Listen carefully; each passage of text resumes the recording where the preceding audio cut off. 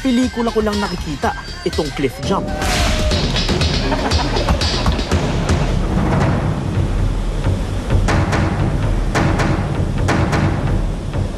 Pero kahit sa mga pelikula ko, hindi ko pa ito nagagawa. Iba pala talaga ang kabang mararamdaman mo kapag tatalon ka na. May mga konting safety precautions pag nag-cliff jump.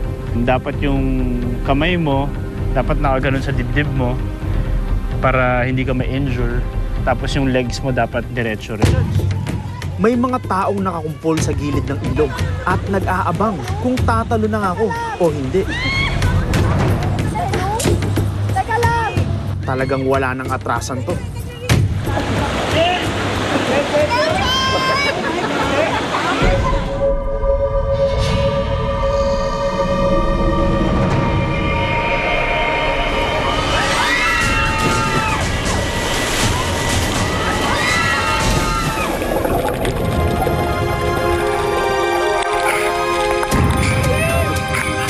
Adrenaline ng pagtalo ng sarap talaga. So, naabot ko yung ilalim.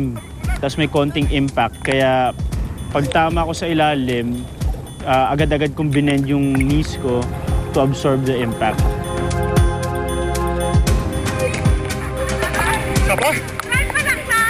After ko tumalo ng first time, sabi ko sa sarili ko, ulitin ko to. So, bali 2 beses ako tumalon.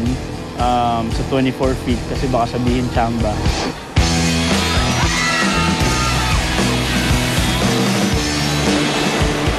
So, nung pangalawang beses akong tumalon, pag-landing ko sa river, nag-fetus position kagad ako para hindi na ako umabot sa ilalim.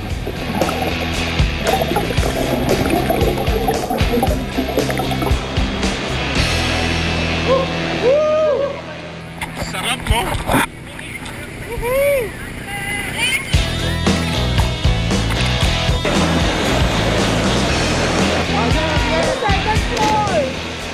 Matapos ang aking buwis buhay na adventure sa Cantingas River,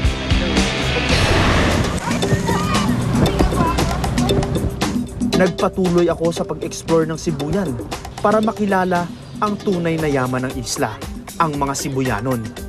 Malaking bagay na mabait sila at welcome ka dun sa lugar, welcome ka sa community. So it was a good experience all in all kasi nga pati yung community dito sa Sibuyan Island, very warm and accommodating.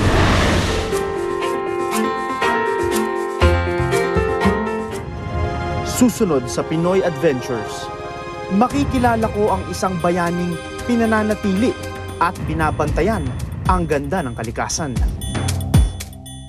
Kahit sira, sorry na lang. Wala pang pambili. Your regular multi